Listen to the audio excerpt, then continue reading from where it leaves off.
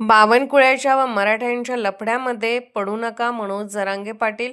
मराठा समाजाच्या नोंदी रद्द कराल तर याद राखा.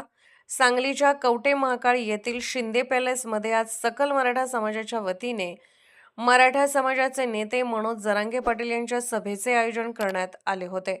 त्यावेळी ते बोलत होते. यावेळी त्यांनी महसूल मंत्री बावनकुळे यांच्यावर निशाणा साधला.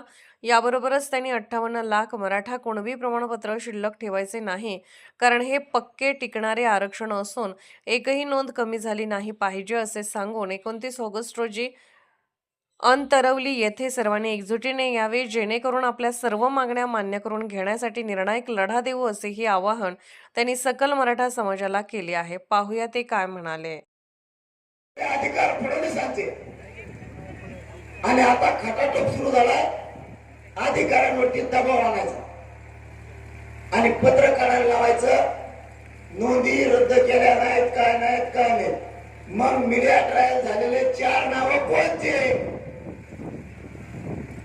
अधिकाऱ्यांनी मराठ्याच्या सरकारच्या लफड्यात पडू नये. तुम्हाला हात जोडून सांगतो, बावनकुळ्याच्या आणि मराठ्यांच्या लफड्यात मध्ये पडू नका. नसलेल्या नोकरीला हात धुवा लागल. त्याचा दबाव आला म्हणून चुकीच्या माहित्या मराठा समाजात देऊ नका. त्यांनी फोन करून सांगितलंय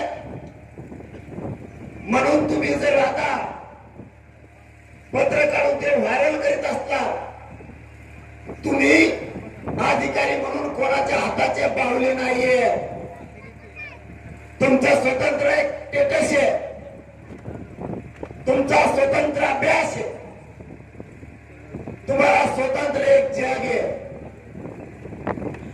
कोणत्या तरी मंत्र्यांचं ऐकून अधिकाऱ्यांनी त्याची प्रतिष्ठा पणाला लावू नये. नसता लेकरा बा सकट तुम्हाला जेलमध्ये जावं लागेल, लक्षात ठेवा.